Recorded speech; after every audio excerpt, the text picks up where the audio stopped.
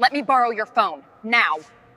Unless you want this place on the news tonight. They laughed when the night security assistant even hesitated, someone scoffing that a man in that uniform shouldn't touch guests' problems. The operations desk treated him like invisible labor, already blaming him for a breach he didn't cause.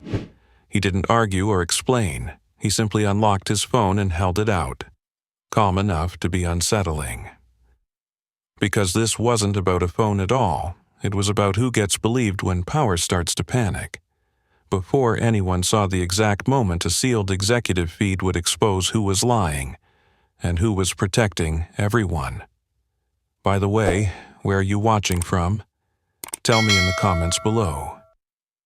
The woman's fingers closed around the phone like it was a lifeline, and for half a second the lobby noise seemed to thin, as if the building itself was listening. He stayed still after that, shoulders relaxed, eyes alert, the kind of stillness that came from practice rather than obedience. Most people mistook it for passivity. He'd learned not to correct them. The uniform itched at the collar. Cheap fabric never meant for long nights, but he ignored it the way he ignored hunger until it mattered. Calm was a choice. So was silence. What grounded him wasn't the polished marble or the soft hum of the chandelier overhead. It was the faint weight in his pocket, a scuffed inhaler tag rubbing against his keys every time he shifted. His son's tag. A reminder that every shift paid for breath, for stability, for another week where panic stayed theoretical instead of real. He worked nights because nights paid more, and because being present during the day mattered when a child's lungs sometimes forgot their job. The call ended quickly. The stranger handed the phone back with a quiet thank you that felt heavier than it sounded, then stepped away as if nothing unusual had happened. That was when the consequences arrived. Shoes clicked, tablet snapped shut. Authority took shape in the form of a woman who measured worth by access and tone by hierarchy. She didn't ask what happened. She announced what would be written down. He nodded, because nodding kept food in the fridge. Because explaining rarely changed minds that had already decided. Because dignity, for him, was internal until proven otherwise. The stranger didn't linger, yet she didn't disappear either. She crossed the lobby with the confidence of someone who expected doors to open, and they did. Restricted elevators, the kind most staff pretended not to notice, slid apart for her without a sound. The shift in atmosphere was immediate. Spines straightened. Voices softened. Even the laughter died, replaced by that brittle politeness reserved for people who could end careers without raising theirs. He noticed the cameras then. Not because they were obvious, but because one of them wasn't behaving. A fractional delay.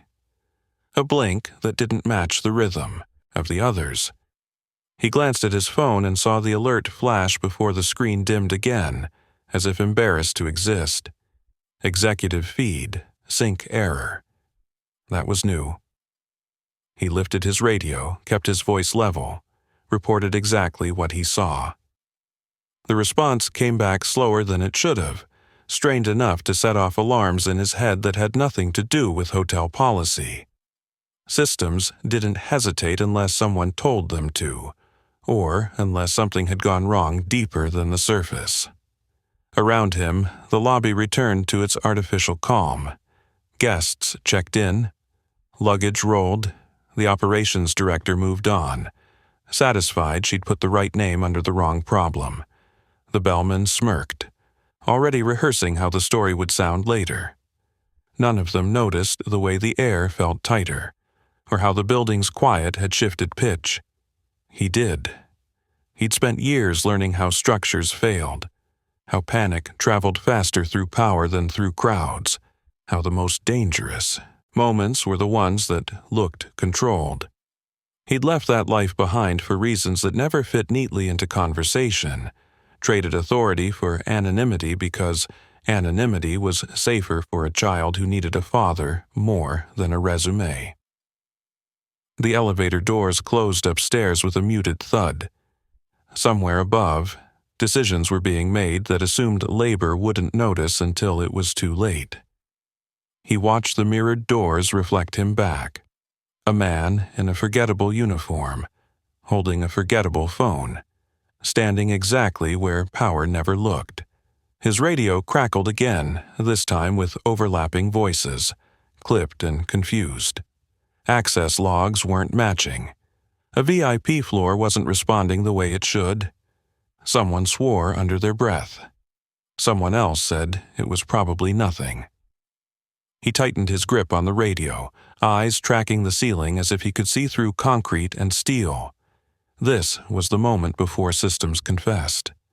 The moment when doing nothing became a choice, instead of an accident. He stepped forward, already moving toward the problem they hadn't named yet, because waiting had never kept anyone safe. He stepped forward, already moving toward the problem they hadn't named yet, because waiting had never kept anyone safe. The radio crackled again, sharper this time, overlapping voices stacking on top of each other like a bad echo. Someone on the executive floor was demanding answers. Someone else was insisting the system was fine. He cut through the noise with a single request, access logs from the last 10 minutes, and felt the pause on the other end stretch a second too long. "Stay in your lane," came the reply, thin and irritated. "Security escalation is being handled." Handled meant delayed. Delayed meant blamed later. He slowed near the service elevators, not because he'd been told to stop, but because rushing made people notice. The hum of machinery under the floor vibrated faintly through his boots, a familiar sensation that tugged at old instincts. Buildings talked if you listened long enough. Right now, this one was clearing its throat. Behind him, the operations director's voice carried across the lobby, polished and loud enough to be overheard. She was already shaping the narrative, already framing the disturbance as human error. He caught his own role reduced to a phrase, night staff oversight, and felt something steady harden behind his ribs. Not anger, resolve. He tapped his phone awake. The sync error was still there, pulsing like a heartbeat. Executive feed latency wasn't random. It meant manual routing, or worse, deliberate isolation. Someone upstairs wanted privacy at the exact moment systems were supposed to be loud. A cart rattled past, stacked with linen, pushed by a housekeeper who glanced up at him with quiet concern. She didn't ask questions. She didn't need to. The look said enough. Something's wrong. He nodded once, a small acknowledgement that doubled as reassurance. People like her always noticed first. They just weren't listened to. The elevator chimed nearby. Not the restricted one, the public car, the one guests used when they wanted to feel important. Its doors slid open, and the woman from earlier stepped out, no longer trembling, her posture rearranged into something sharper. Two men followed, suits cut too clean for comfort, eyes scanning like they owned the place. Everything in the lobby shifted toward her. He didn't look at her directly, but he tracked the way staff adjusted, the way the operations director's tone softened mid-sentence. Titles didn't need to be announced. Power announced itself. "Why is there a delay on floor 41?" the woman asked, voice calm, precise. The operations director smiled too quickly. "Minor technical hiccup, our team's addressing it." He felt the lie before he heard it. The building didn't lie. People did. He lifted the radio again, keeping his voice level. "I'm showing a manual override on the executive feed. That's not a hiccup." Silence snapped into place. Heads turned. The operations director's smile vanished, replaced by something sharper. "You weren't asked."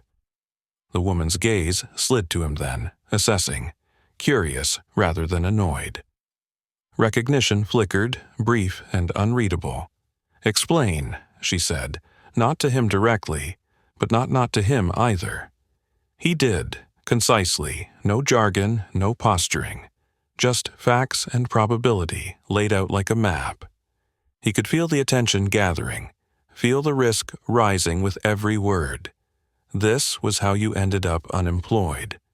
This was also how people stayed alive. The operations director cut him off. "That's enough, you're speculating." The woman raised a hand, stopping her. "Are you wrong?" she asked. The director hesitated, just long enough. Before anyone could answer, a sharp alarm chirped from somewhere above, cut off almost immediately. Too quickly. A suppression, not a fix. The radio exploded with chatter. A guest had collapsed on the restricted floor. Medical access was delayed. Elevators weren't responding correctly. He was already moving. "Where are you going?" the director snapped. "Up," he said simply. She stepped into his path. "You're not authorized." He met her gaze, unblinking. Someone's having trouble breathing. The words landed heavier than he expected, maybe because they were true in more ways than one. For a second, no one moved. The woman watched him, expression unreadable. Then she nodded once, barely perceptible. "Let him through." The director stared at her, stunned. "But now." The service elevator doors slid open like a held breath finally released. As he stepped inside, he glanced back once, catching the woman's eyes. There was something there now, interest edged with calculation. Watching closely. As the doors closed, cutting off the lobby's controlled chaos, his phone vibrated again. Another alert saved itself automatically, mirrored to a cloud account no one knew he still had access to. Old habits, old safeguards. If you're still with me, hit subscribe right now, because what's about to happen on that floor changes everything. The elevator shuddered upward, lights flickering, carrying him toward a crisis money couldn't talk its way out of. The elevator shuddered upward, lights flickering, carrying him toward a crisis money couldn't talk its way out of. The doors opened on 41 to a silence that felt wrong. Not quiet, controlled. The usual background noise of a busy executive floor was muted, like someone had thrown a blanket over the building's pulse. He stepped out and immediately felt the temperature shift, the air too still, recycled one time too many. A man lay slumped near the glass wall overlooking the city, one hand clawing weakly at his chest, while two assistants hovered, panicked and useless. One of them was crying, the other shouting into a phone that kept dropping the call. The smell of expensive cologne mixed with fear hit him hard. "Step back," he said, calm but firm. They hesitated. He didn't wait for permission. Kneeling beside the man, he checked responsiveness, breathing, color. The signs stacked up fast. Not cardiac, respiratory distress, likely triggered by stress and altitude sensitivity. He looked around, already cataloging exits, equipment, cameras. There. A recessed cabinet near the wall. "Does he have an inhaler?" he asked. Blank stares. He reached into his pocket, fingers brushing the familiar tag, then stopped himself. Not yet. He couldn't assume. He needed information first. "Open that cabinet," he said, nodding toward the wall. "It's locked," one assistant snapped, voice shaking. "Everything's locked," the other added, gesturing helplessly. "The system's down." He exhaled slowly, grounding himself. Locked systems didn't mean inaccessible. They meant, someone thought, they were safe behind rules. He slid his phone out, the screen lighting his face as another alert blinked. Manual isolation confirmed. Floor-specific lockdown. Whoever did this wanted control, not safety. He keyed his radio. Medical emergency on 41. I need override access to emergency cabinets. Static answered first, then a voice strained. Authorization pending. Authorization's too slow, he said. He's hypoxic. The man on the floor wheezed, a thin, terrifying sound. One of the assistants started to hyperventilate. The other looked at him like he was their last option. He stood, crossed to the cabinet, and examined the lock. Magnetic. Cheap for a floor this expensive. He glanced up at the nearest camera, then back down. The hum behind the wall told him everything he needed to know. He removed the radio earpiece, slid it against the seam, listening. A faint click responded, a resonance he recognized. He adjusted pressure, timing his movement with the building's own vibration. The lock disengaged with a soft snap. Inside, he found what he'd hoped for: portable oxygen, emergency meds. He moved fast now, efficient, practiced. Oxygen mask on, flow adjusted. The man's breathing eased, color slowly returning. Relief rippled through the room, fragile but real. Footsteps approached fast. Security, finally. 2 guards burst in, eyes wide at the scene. One reached for his shoulder. "Hey, you can't. Don't touch me," he said quietly, not looking up. "You'll spook him." The guard froze, uncertain. The other looked at the cabinet, then at the man on the floor, then at the open lock. "How did you—" "Later," he said. "Get me a stretcher and clear a path." They hesitated, then moved. Competence had a way of silencing questions. The woman appeared moments later, flanked by her people. She took in the scene in seconds: the open cabinet, the stabilizing patient, the man in the security uniform kneeling. With authority he hadn't been given, but had taken anyway. "You were right," she said, not loudly. He glanced up, meeting her gaze briefly. "This isn't over." Her jaw tightened. "I know." The patient was loaded onto the stretcher, wheeled toward the service elevators. As they passed, one assistant whispered a thank you that sounded like prayer. He nodded, already stepping back, already becoming invisible again. The radio crackled. The operations director's voice cut through, sharp and controlled. "Who authorized cabinet access?" He didn't answer. Not yet. The woman turned toward the camera mounted above the corridor, then back to him. "You realize," she said evenly, "that someone just manipulated an executive floor during a live event." "Yes," he said. "And they didn't expect anyone to notice until it was too late." Her eyes sharpened.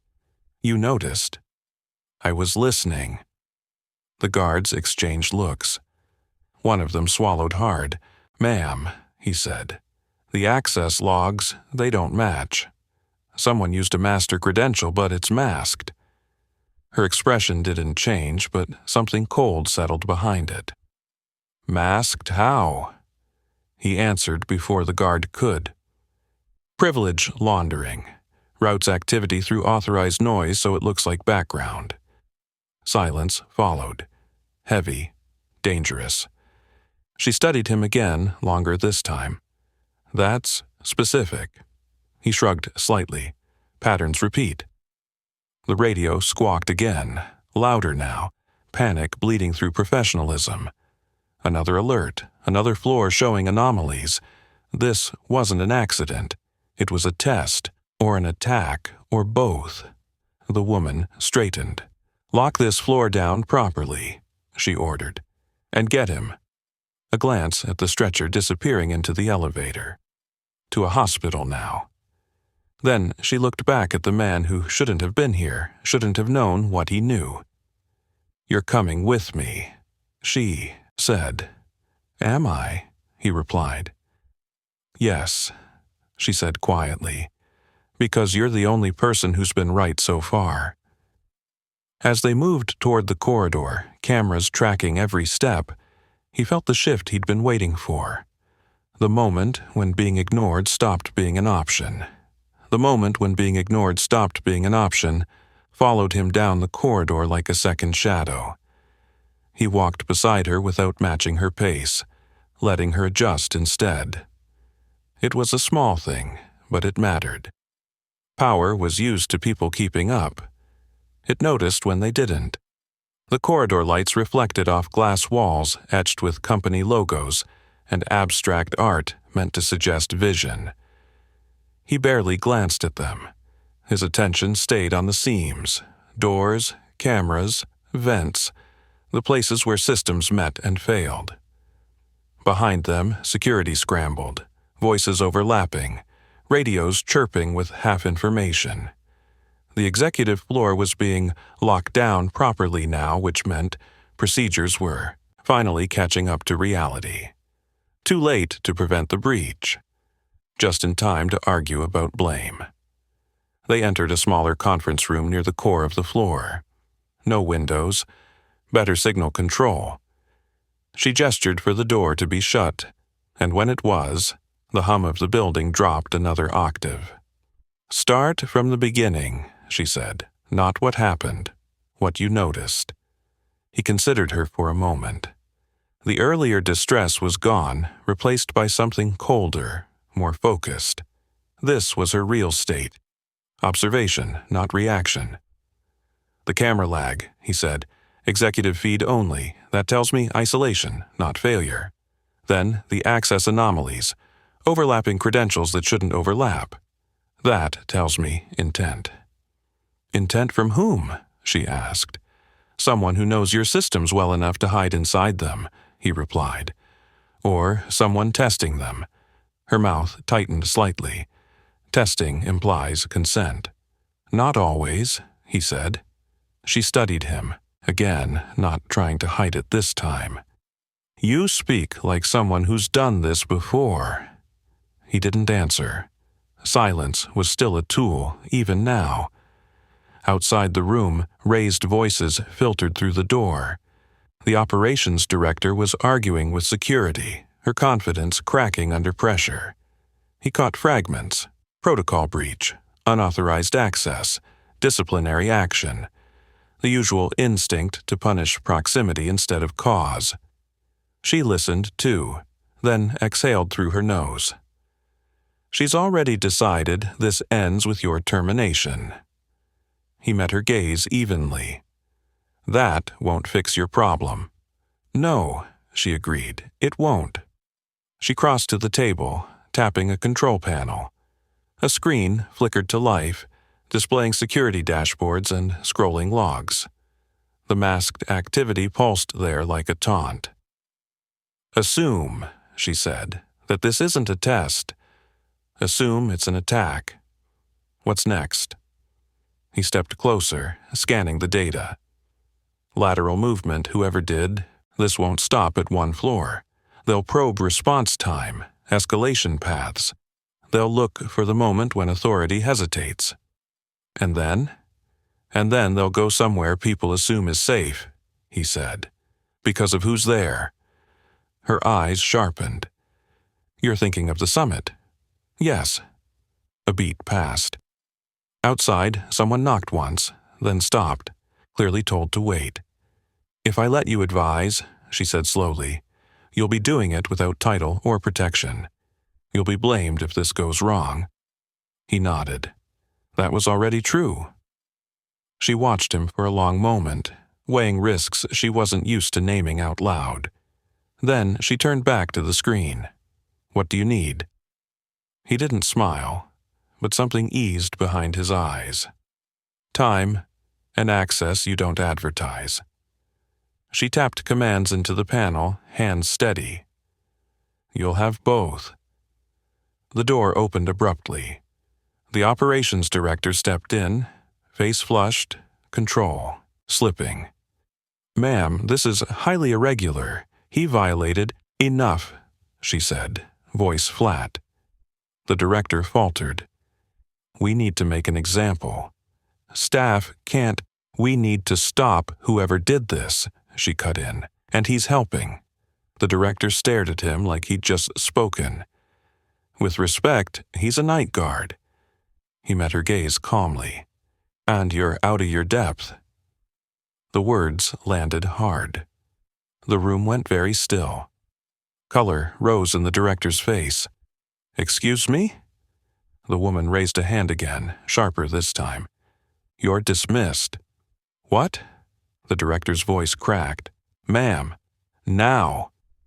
The director left, heels striking the floor like punctuation marks of fury. The door closed behind her, sealing the room again. For the first time, the woman looked almost human, frustrated, exposed. You didn't have to say that. Yes, he said, I did. She let out a short laugh that held no humor. You're not wrong. The screen chimed softly. Another alert, another masked credential. This one closer to the summit floor. He leaned in, fingers hovering over the controls, not touching yet. They're watching how you react, he said. So am I. She met his eyes. Then let's both be honest. About what? He asked. About why a man with your instincts is wearing that uniform, she said. He looked at the screen, then back at her. Later? She nodded. Later? The building hummed around them, systems shifting, power adjusting.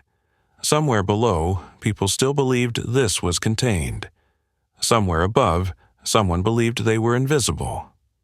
He straightened, already planning 3 moves ahead, because the crisis wasn't done revealing itself. It was just done being subtle. He straightened, already planning 3 moves ahead, because the crisis wasn't done revealing itself. It was just done being subtle. The woman watched him without interrupting, as if silence itself were a test. Outside the room, footsteps rushed, radios hissed, and the building's hum deepened into something strained. He tapped the screen, routing raw access logs onto a secondary layer she hadn't known existed. The data told a story no one wanted to read. See that? He said quietly. That's not intrusion, that's choreography. She leaned closer, perfume sharp, eyes narrowing as comprehension replaced control. You're saying someone inside staged this. I'm saying they're counting on you to blame the wrong people, he replied, and you already started. Her jaw tightened. Somewhere beyond the walls, a muted alarm chirped again, softer this time, like a whisper meant for someone else. That floor wasn't random, he continued. The medical emergency forced movement, exposed response gaps. They learned how fast you act under pressure. And now, she asked. Now they escalate, he said, publicly if possible.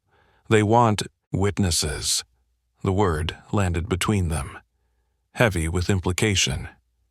Witnesses meant reputation, liability, narratives that couldn't be buried quietly.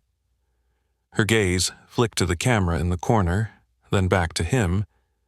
You're suggesting we let them see. I'm suggesting you control what they see, he corrected. Transparency beats spin if you're brave enough to use it. She exhaled slowly, decision crystallizing. If I do this, it burns people close to me. It already will, he said. You just get to choose who deserves it. Another alert flared, this one broader, rippling across multiple floors. Voices erupted over the radio as overlapping feeds struggled to reconcile themselves. She straightened, authority settling back into place, altered but intact. All right, she said, we stop hiding. He nodded once, already moving. He routed the logs to a live mirror tied to the summit's internal display system, labeling nothing, letting patterns speak for themselves. This is the point where people panic, he said. So, we don't. She watched the feeds populate, eyes reflecting lines of data that would soon be visible to dozens of powerful people. You're enjoying this, she said. No, he replied evenly. I'm preventing the wrong ending. As systems synchronized, the building's hum shifted again, less strained, more alert. Somewhere below, the summit was about to see behind its own curtain. If you're still here, subscribe now, because the next moments expose who really holds power when everything is watched. He stepped back as the first executive voices rose in confusion over the internal channel, questions colliding with undeniable evidence. This was no longer theory. She met his eyes once more, something like respect finally unguarded. "Stay close," she said. "This isn't finished." He didn't answer, already listening past the noise, already anticipating the counterstrike that would follow exposure. Crises never surrendered quietly. The feeds continued to roll, each new line another thread pulled loose. Names surfaced, then vanished behind privilege tags, but the timing stayed wrong. Too precise to be accidental. Security leaders demanded explanations. Consultants suggested resets. Lawyers asked about liability. None of it stopped the truth from spreading across the room upstairs. He tracked reactions through secondary audio channels, noting who went silent first. Silence, he knew, was the earliest confession. She leaned toward him, lowering her voice. "They're going to try to isolate you again." "They won't succeed," he said, "not if this stays public." Another chime rang out, sharper than before. A master credential attempted access, failed, then rerouted through an executive assistant's profile. "There," he said softly. "That's your proof." Her expression hardened, resolve settling like armor. "Bring everyone into the room," she ordered. "All of them." He watched staff scramble, doors opening, power flowing toward exposure instead of away from it. The stage was being set whether anyone liked it or not. For the first time since the night began, he felt the slightest easing in his chest. Not victory, alignment. The truth had momentum now. He thought briefly of the inhaler tag in his pocket, a promises made silently to a sleeping child. This mattered beyond careers. Footsteps approached again, heavier this time, bringing with them the sound of consequences arriving all at once. She straightened beside him as the doors opened wide, faces filing in, unaware that the story they believed was already collapsing. He kept his gaze forward, breathing steady, ready for the next phase, because exposure was only the beginning. The room filled, tension rising with every heartbeat, and he knew the moment for denial was almost over. Whatever came next would happen in the open, exactly where the truth belonged. He stood, ready, unseen no longer, as power prepared to answer for itself. The screens glowed, waiting, patient, unforgiving under everyone's widening gaze. The screens glowed, waiting, patient, unforgiving under everyone's widening gaze. Silence pressed in as executives filled the room, suits brushing chairs, murmurs thinning when the data resolved into motion. Lines moved where they shouldn't, pauses clustered around privilege tags, and patterns repeated with an almost arrogant confidence. He didn't point yet. He let them see it themselves. Someone laughed, sharp and brittle. "That can't be right." He tilted his head. "It is." The woman stood at the head of the table, hands braced lightly on the surface, eyes scanning faces instead of numbers. She watched who leaned forward, who leaned back, who reached for their phones. Panic hid differently on everyone. A consultant cleared his throat. "We recommend a full system reset, quietly." "Quiet won't help," he said. "They're already inside the response." A lawyer interjected, voice smooth. "We need to discuss exposure." "This is exposure," the woman replied, "and it's staying up." A ripple moved through the room. Someone swore under their breath. Another demanded to know who authorized the display. No one answered because the truth was inconvenient.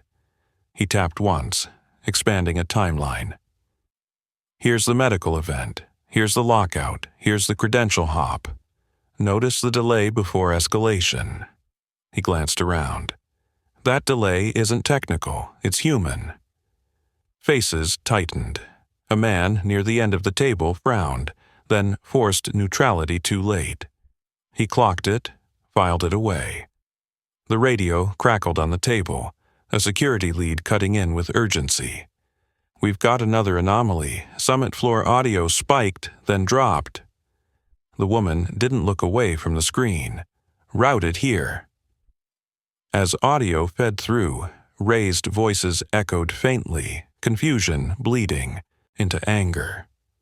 Somewhere upstairs the summit had noticed. Witnesses were forming whether anyone liked it or not. They'll try to regain control, he said quietly, by naming a culprit. As if summoned, the operations director pushed into the room, face set, voice already loud. This is out of control. Staff have violated— Stop, the woman said. The director faltered, then regrouped. We need to contain this. Terminate the guard, make it clear this was unauthorized meddling. Every eye slid toward him. He felt the weight, familiar and dull. He didn't move. Say it again, the woman said. The director blinked. Terminate his employment immediately. The woman nodded once. No. What? The word cracked.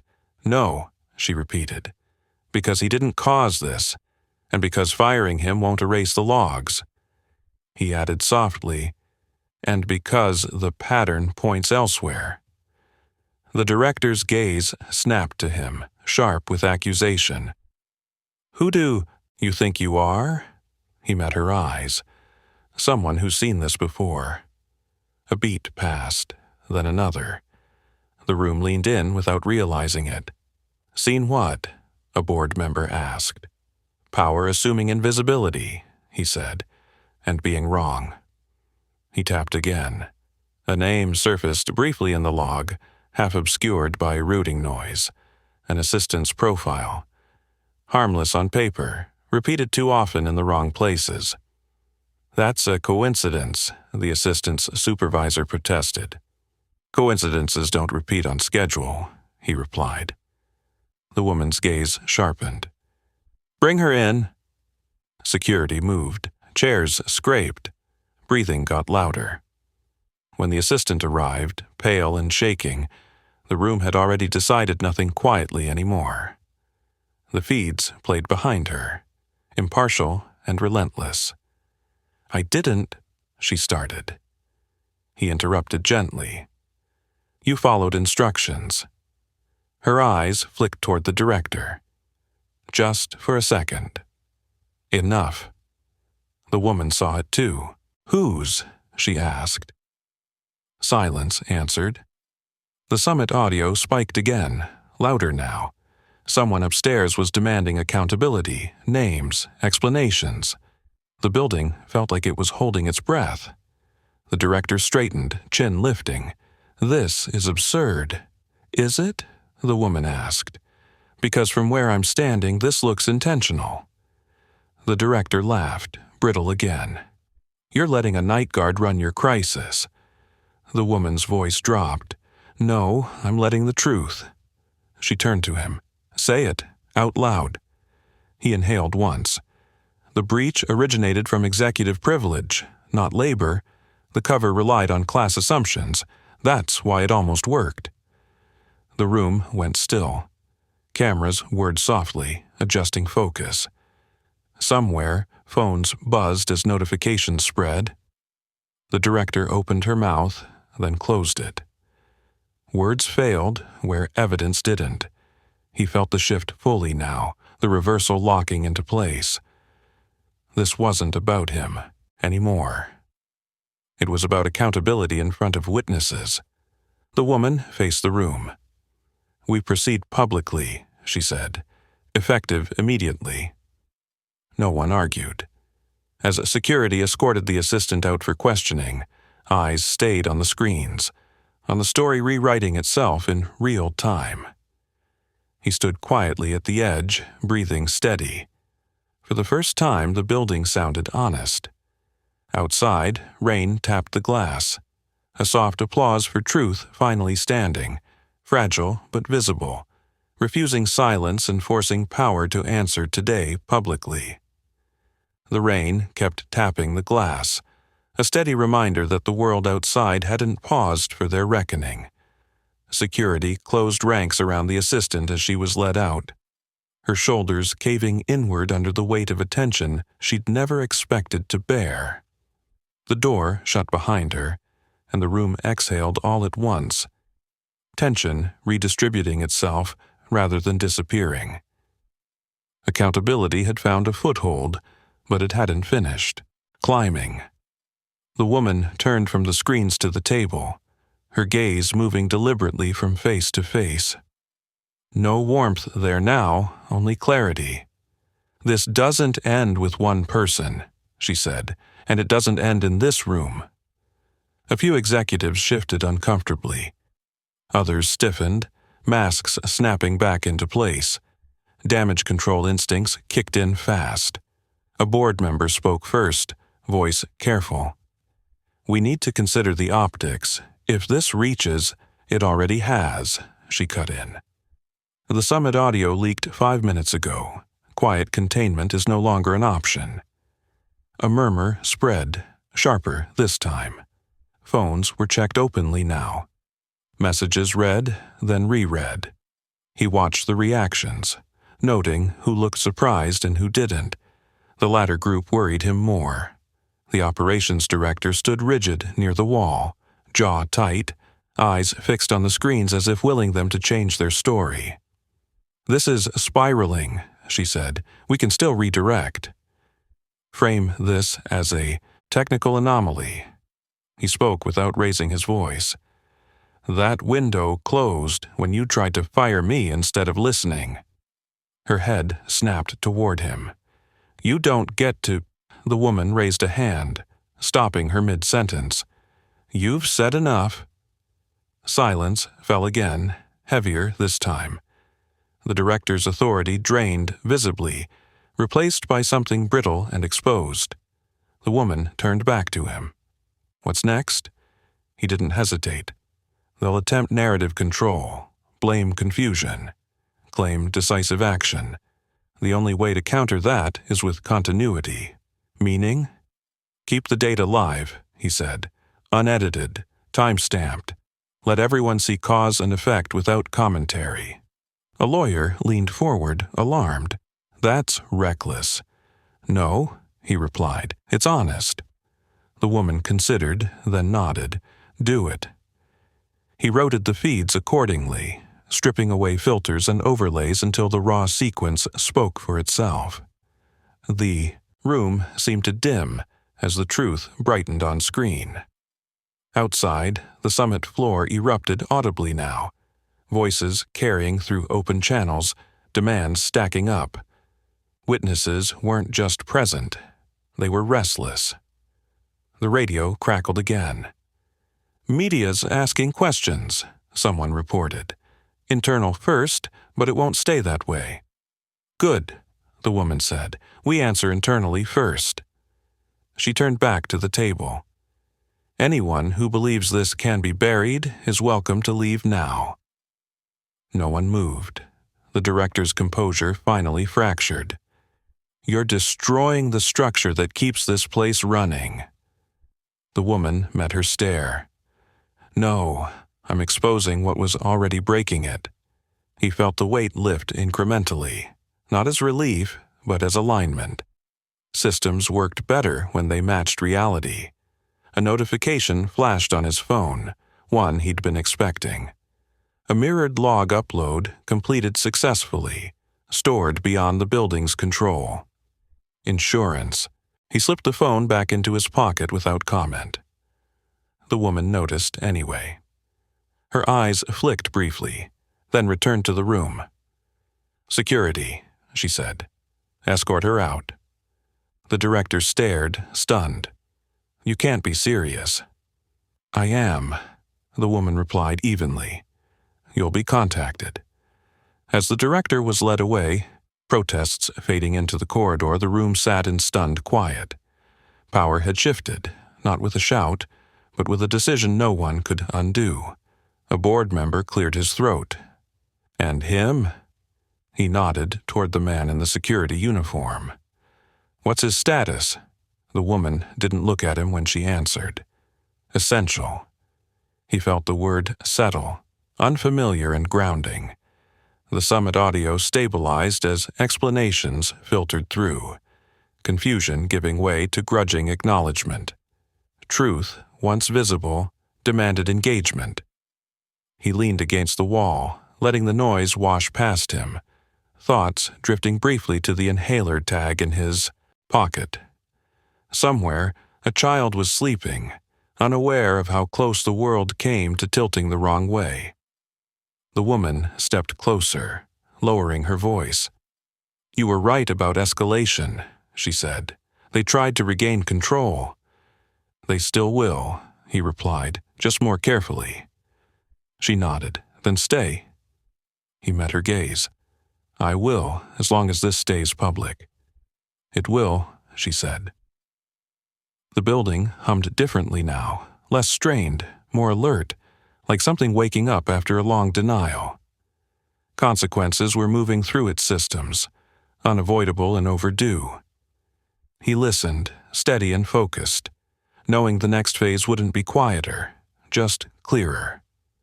Power rarely forgave exposure, but it respected preparation. And he was prepared. And he was prepared. The room didn't empty after the director was escorted out. It tightened instead, people drawing closer to the screens as if proximity might soften what they were seeing. The truth had momentum now, and momentum made people nervous. He stayed where he was, near the wall, letting others fill the center. Visibility was a tool, so was restraint. The woman moved with purpose, issuing instructions that cut through lingering shock. "Archive everything. Mirror it off-site. I want redundant access across departments." She glanced back at him. "Anything else?" "Yes," he said. "You need a timeline briefing, public-facing, before someone else writes it for you." A few heads snapped up. A communications executive opened her mouth, then closed it again when the woman nodded. "You'll help draft it," she said to him. He almost smiled. Almost. They shifted into motion, a controlled scramble replacing chaos. Laptops opened. Calls were muted. The summit feed stabilized into a single channel, and the noise upstairs dulled into a low, constant pressure instead of panic spikes. Witnesses were processing. That mattered. He stepped closer to the table, pointing once at the screen. "This segment here," he said. "That's where the narrative breaks. If you gloss over it, you lose credibility." A consultant frowned. "That makes us look slow." "It makes you look human," he replied. "People forgive slow. They don't forgive dishonest." The woman watched the exchange, absorbing, recalibrating, power adjusting in real time. Another alert chimed, softer now. An attempt to access the logs from an external terminal. Blocked. Someone was still trying. "They're probing," he said, "seeing what you've locked down." "Can they get in?" she asked. "Not without leaving fingerprints," he said, "and that's the point." She nodded once. "Then let them try." As the briefing draft took shape, he noticed the subtle shift in how people addressed him. Less dismissal, more listening. No one asked his title anymore. Titles were irrelevant once competence proved itself under pressure. He felt his phone vibrate again. A message, preview, flashed. A school notification, routine, harmless. Pickup reminder for tomorrow. He exhaled slowly, grounding himself. This mattered because of that. Everything did. The woman caught the flicker of distraction. "You good?" "Yes," he said, "just remembering why this matters." She studied him for a beat longer than necessary. Family? He nodded.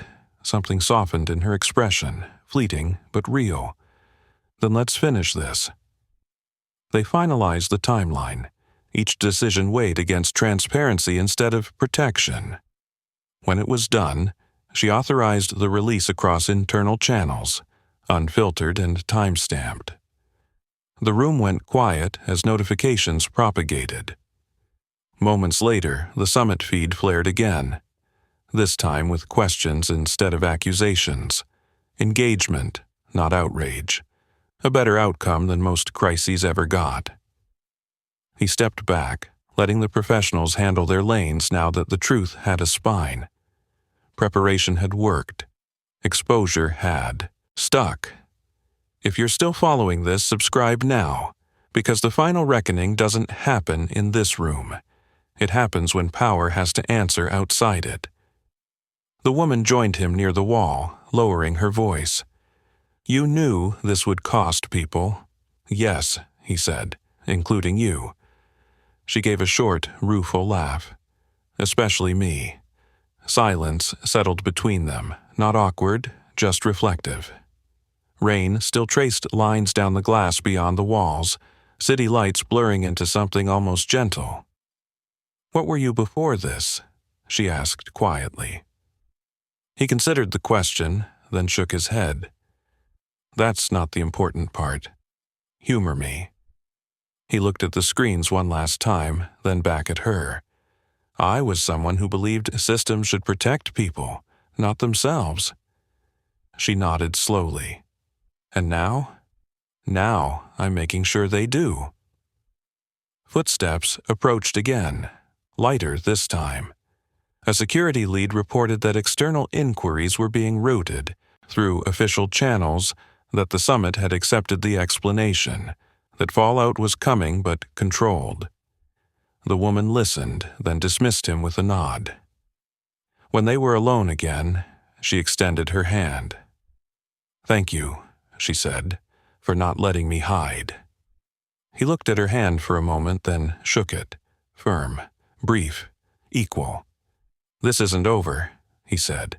No, she agreed, but it's finally honest. As the room began to clear, screens dimming one by one, he felt the weight shift again, not off his shoulders, but into balance. The crisis had exposed more than a breach. It had exposed assumptions. He walked back toward the service corridor, back to the edges where he operated best, knowing the next phase would come soon. Consequences always did. But this time, they'd arrive in the open. The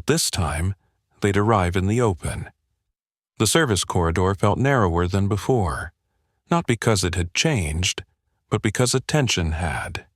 He could sense it, now, eyes following him, conversation stalling when he passed.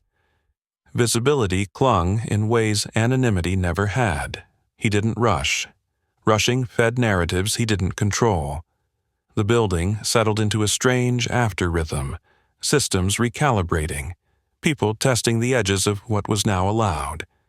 He paused near a maintenance panel, resting his palm against the cool metal, listening. The hum was steadier. Not fixed, but honest. His radio crackled with a different tone than earlier, less panic, more purpose. We've got confirmation, a security lead said. External attempt logged, same signature. They're still poking. He closed his eyes briefly, mapping the pattern. They will, he replied, until they're sure you won't blink. And if we don't? They'll change tactics, he said. Public pressure, leaks, partial truths. A pause. That's already starting. He wasn't surprised. Exposure invited counterexposure. Truth rarely traveled alone.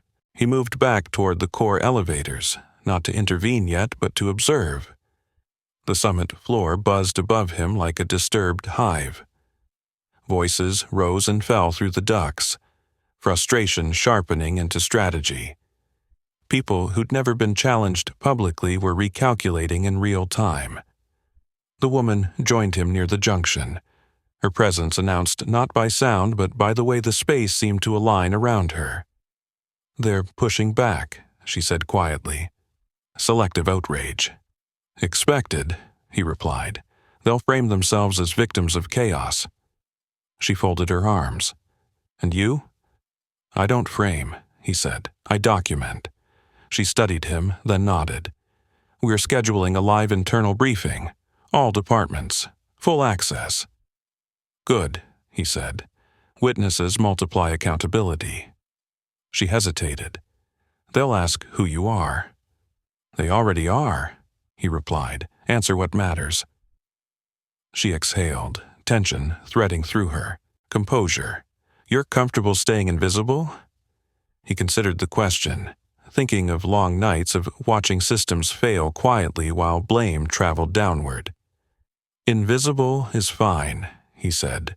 "Disposable isn't." Her gaze sharpened. "You won't be." They reached the elevator bank. The restricted car waited. Doors open, lights steady. For a moment, neither stepped in. The city hummed beneath them, rain easing into mist. Inside the car, the ascent felt smoother than before. Systems adapting, or pretending to. When the doors opened on the summit level, the atmosphere hit immediately. Charged, crowded, restless. Executives clustered in small knots. Voices low but intense. Screens replayed segments of the timeline, paused and rewound as if repetition might soften impact.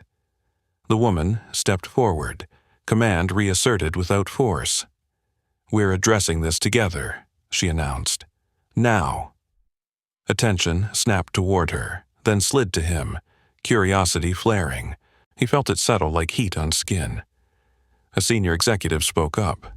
"We need to know who advised this approach." She didn't hesitate. He did. All eyes turned fully then. Appraisal replaced dismissal. He stayed still, letting the silence do its work. "And who is he?" someone pressed. She glanced at him. A question offered, not demanded. He answered simply. "Someone who noticed." A few scoffed. Others leaned in. The divide was telling. The woman continued, voice steady. "What matters isn't where he works. It's that he was right." Murmurs rippled. Resistance met inevitability. A screen chimed softly. New information populated. External media inquiries escalating. Regulatory interest sparked. Consequences moving outward now, beyond the building's walls. He leaned toward her, voice low. "This is the point where you hold." "I know," she said. "They're waiting for me to flinch." "Don't," he replied. "Let the process speak." She straightened, then addressed the room again, committing publicly to an independent review, to staff protections, to structural change. Each promise landed heavier than the last because it was witnessed. He watched reactions carefully. Some faces closed off, calculating exits. Others relaxed, relieved to be done pretending nothing was wrong. Change always split rooms this way. As the briefing wound down, the noise softened into reluctant acceptance. People dispersed slowly, conversations quieter now, less performative. He stepped back, letting the current move past him. The woman lingered, watching the room empty. "This will follow you," he said, "outside, everywhere." She nodded. "It should." They stood there a moment longer. Two figures framed by screens still glowing with inconvenient truth. The building felt different again, lighter in some places, heavier in others. As he turned to leave, his phone vibrated once more. A simple message. All clear for tomorrow. Relief, settled gently, earned. He walked back toward the edges, toward the spaces power usually ignored, knowing the final confrontation wouldn't be loud. It would be procedural, public, unavoidable, and this time it wouldn't miss him. And this time it wouldn't miss him. He stepped into the service stairwell, letting the door seal behind him with a soft click that muted the summit's fading noise. The air was cooler here, concrete, breathing out the day's stored tension. He leaned against the railing for a moment, not resting so much as recalibrating, listening to the building's deeper rhythms now that the shouting had dulled. His radio came alive again. Calmer voices layered with purpose. Legal was coordinating with compliance. Security was logging every access attempt instead of chasing ghosts. The machine had stopped spinning in panic and started grinding forward, slow and deliberate. Then the tone changed. "Emergency services are requesting confirmation," a voice said, tight again. "The guest from 41 stabilized, but there's a complication. They need additional medical history. The assistant can't locate it." He straightened immediately. "I can," he said. A pause. "How?" "I asked the right question earlier," he replied. "Root me the name." When it came through, he felt the faintest chill. Not surprise, recognition. He moved without waiting for clearance, back through the corridor, feet sure, mind already assembling fragments into something solid.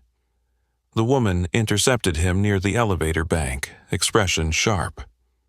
"You heard?" "Yes, you know something." "I know how this circles back," he said. They rode down together, silence filling the space between them, no longer awkward.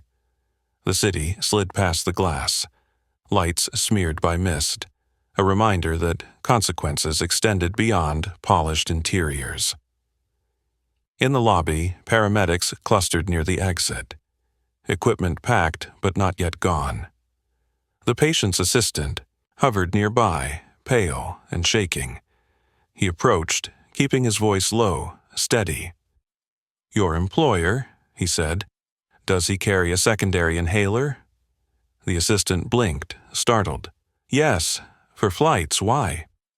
"Because his condition worsens under stress and altitude," he said, "and because this wasn't random." The woman watched closely as understanding flickered across the assistant's face.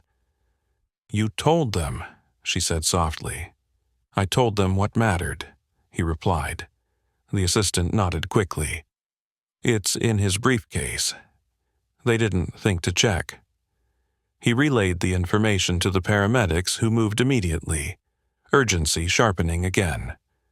Another crisis diffused, not by authority, but by attention. As the doors closed behind the stretcher, the lobby settled into a quieter hum. Witnesses lingered, staff, guests, security, watching the exchange with new eyes. The same eyes that had seen him dismissed hours earlier. A murmur rippled through the space, not hostile now, but curious. Respect edged with disbelief.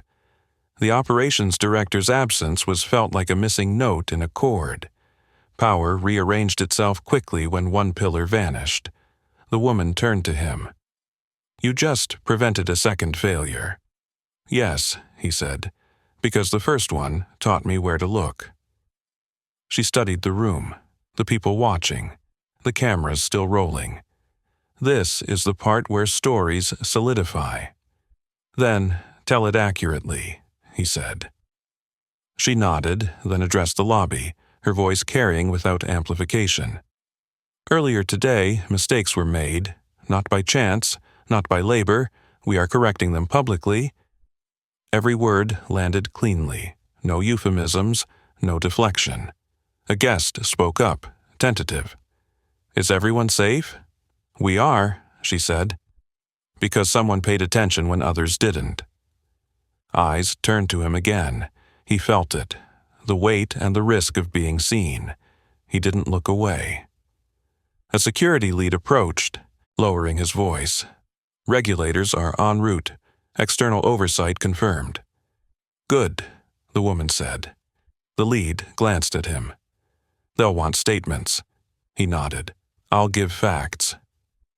As the lobby slowly returned to motion, he felt something shift internally, not pride. Alignment again. The sense that events were unfolding in the correct order, even if the cost would come later. The woman fell into step beside him as he headed back toward the service corridor. "They're going to ask about your background," she said. "They can," he replied. "And if they connect it?" "They'll see I left for a reason," he said, "and stayed for another." She considered that. "You didn't have to stay." "No," he agreed, "but someone needed to." They stopped near the edge of the lobby, where polished floors met scuffed utility tile. A boundary he'd crossed so many times it felt invisible. Now it felt like a line drawn in chalk. She extended a document on her tablet. "Temporary advisory role," she said, "with protections." He didn't take it immediately. He looked past her, at the staff moving through the space with cautious confidence, at the guests resuming their lives, unaware of how narrowly things had turned. "Make it permanent," he said, "for everyone, not just me." She met his gaze, then nodded. "Done." The rain outside had stopped completely. The city breathed in relief, lights sharpening as clouds thinned. He turned back toward the corridor, toward the places where he still belonged, knowing the final reckoning would come not with noise, but with signatures and witnesses. And this time, it would remember who stood where when it mattered most.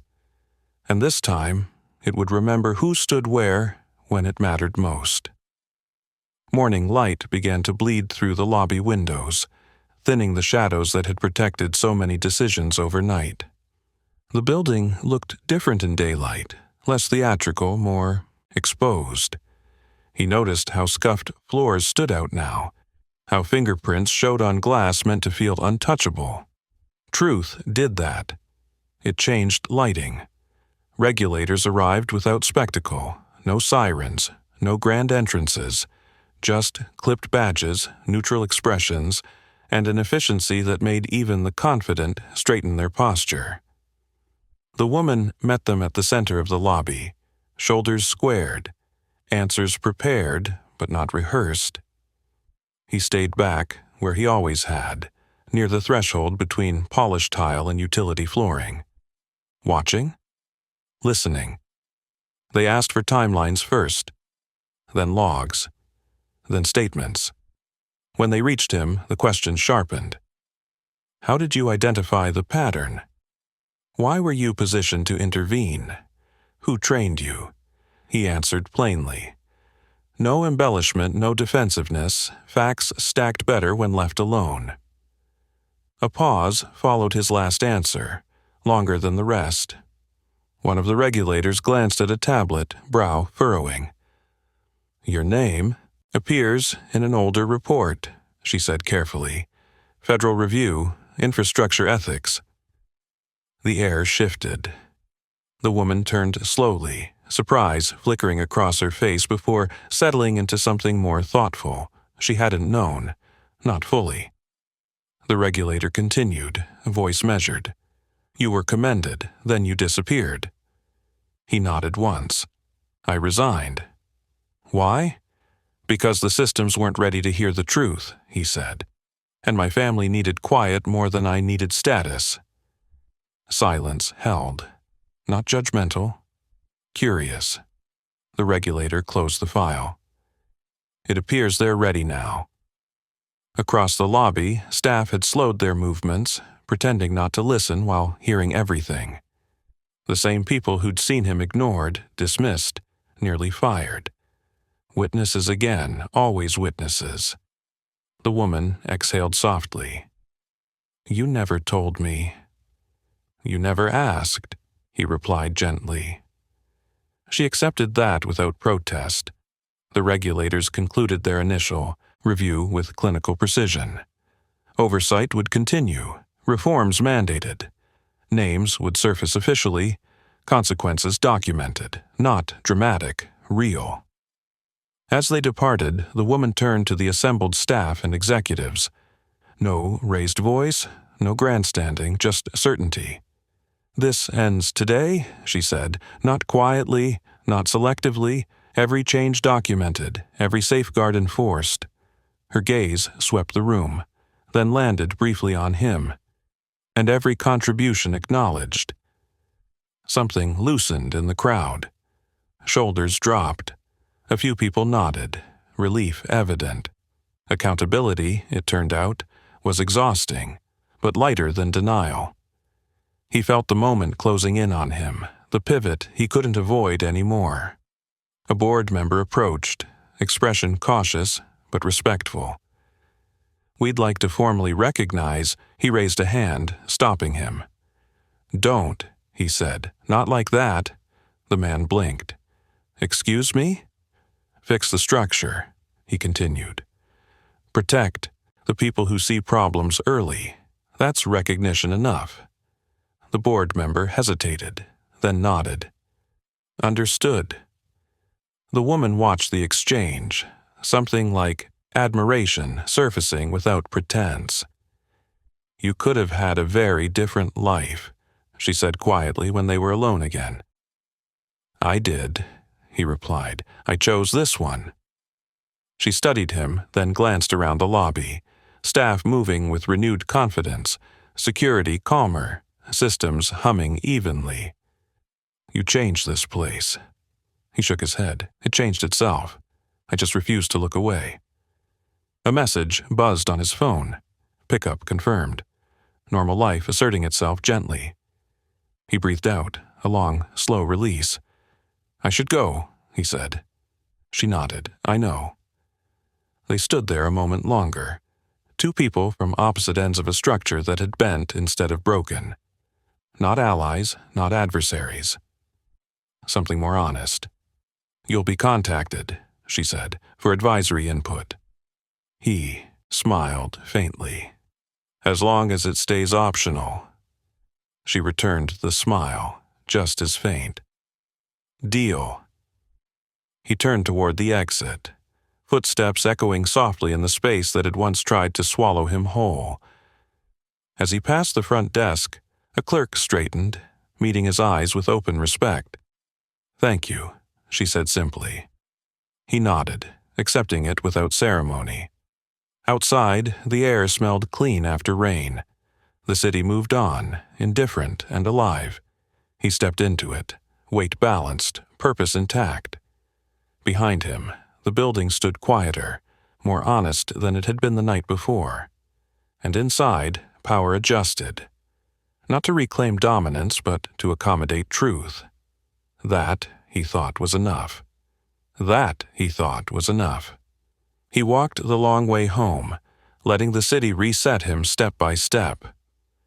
Morning had fully claimed the streets now, vendors lifting shutters, buses sighing at corners, people arguing gently with coffee lids. No one knew what had almost gone wrong overnight, and that anonymity felt like a gift instead of an erasure. At the apartment door, he paused, listening. A familiar wheeze, faint but steady. Relief settled into his shoulders as he stepped inside. Shoes by the door, backpack slung over the chair. Normal, fragile, earned. His son looked up from the couch, eyes bright despite the early hour. "You're late." "I know," he said softly. "You okay?" A nod, a grin. "I used the blue one." "Good," he said, crouching to eye level. "You did exactly right."